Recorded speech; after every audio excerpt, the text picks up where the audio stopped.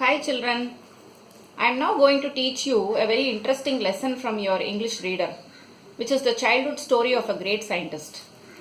The author of this extract is Jennifer Byrne, who has written many books for children. The name of the lesson is related to the heat energy that you get from the sun.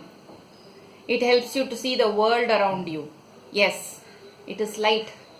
The lesson's title is On a Beam of Light. Now some clues about the hero of this lesson.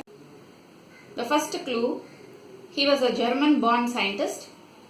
Second, he was awarded the Nobel Prize in 1921 in physics. You know what is a Nobel Prize? It is an award given by the Royal Swedish Academy of Sciences for people who excel in this field of science.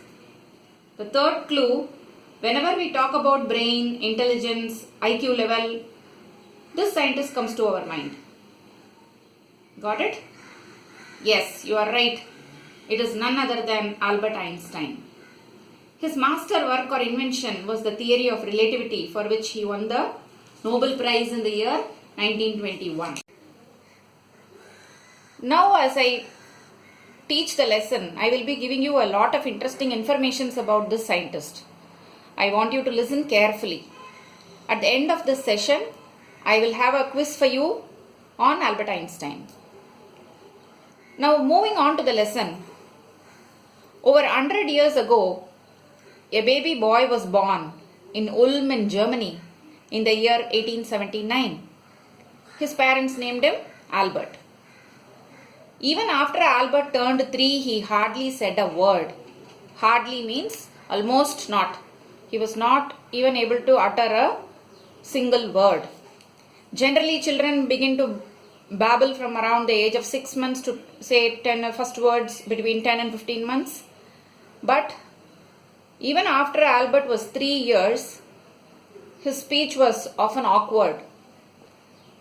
In one of the books, his sister Maza, who was 2 years younger to Albert, has told that Albert would rehearse everything, whatever he wanted to tell, slowly moving his lips before speaking it aloud.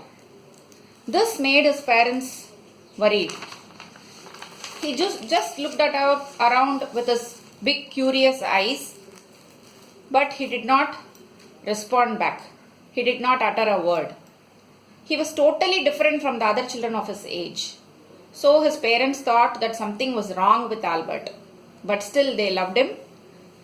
When Albert was 5 years old, once he was ill, he was not well, his father bought him a compass to relieve him from his boredom.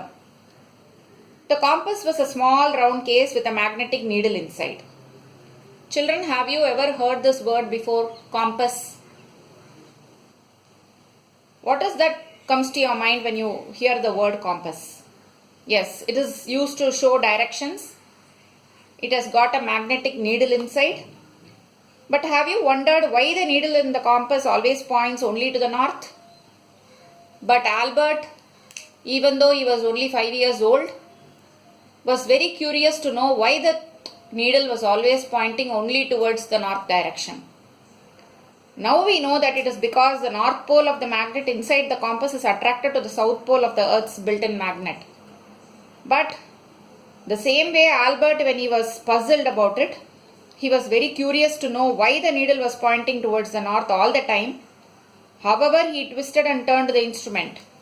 He was fascinated by the idea of an invisible force that kept a grip on the compass needle.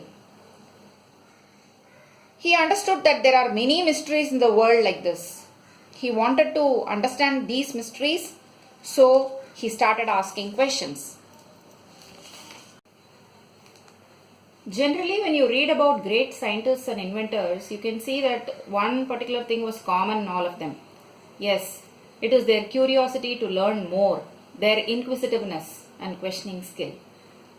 Albert Einstein has quoted that one who doesn't make mistakes never grow.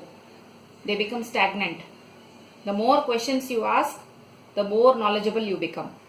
So Einstein asked a number of questions to his teachers, for which the teachers themselves found it difficult to answer. So they branded him as a naughty boy or a naughty child and complained to their parents. Einstein's teachers told his parents that he can do something productive only if he behaves like the other students. But Albert did not want to be like the other students. He was extraordinary.